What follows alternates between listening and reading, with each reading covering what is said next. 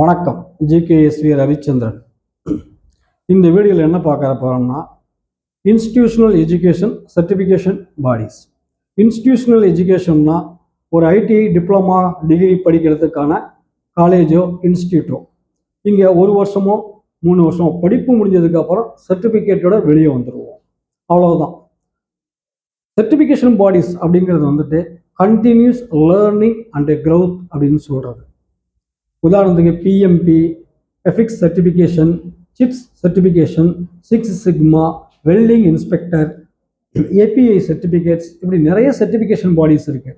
இது உலகத்தில் இருக்க டாப் 1500 கம்பெனிஸ், இந்த உலகத்தில் 19க்கு மேற்பட்ட சர்டிஃபிகேஷன் பாடிஸ் இருக்குது. அவங்களுடைய படிப்புடைய நோக்கம் என்னன்னு சொல்லி கேட்டிங்கன்னா, கண்டினியூஸ் லேர்னிங் அண்ட் க்ரோத். இதுதான் அந்த கான்செப்ட். நீங்கள் அந்த சர்டிஃபிகேட் வாங்கலாம் மட்டும் போதாது, நீங்கள் தொடர்ந்து அவங்களுடைய ட்ரைனிங்கில் கலந்துக்கணும். தொடர்ந்து உங்களுடைய ஜாப்பில் நீங்கள் எப்படி அதை எக்ஸிக்யூட் பண்ணியிருக்கீங்க, இம்ப்ளிமெண்ட் பண்ணியிருக்கீங்கிற ரிப்போர்ட் நீங்கள் அப்டேட் பண்ணுறது மூலமாக தான் ஏர்னிங்ஸ் பாயிண்ட்ஸ் கிடைக்கும். அந்த ஏர்னிங்ஸ் பாயிண்ட் மூலமாக தான் அந்த சர்டிஃபிகேட் தொடர்ந்து அது வேலிடிட்டியில் இருக்கும்.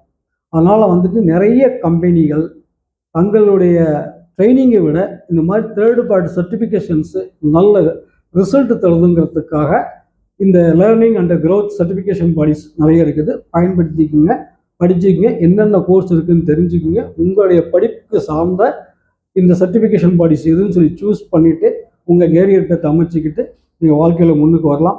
நன்றி, வணக்கம்.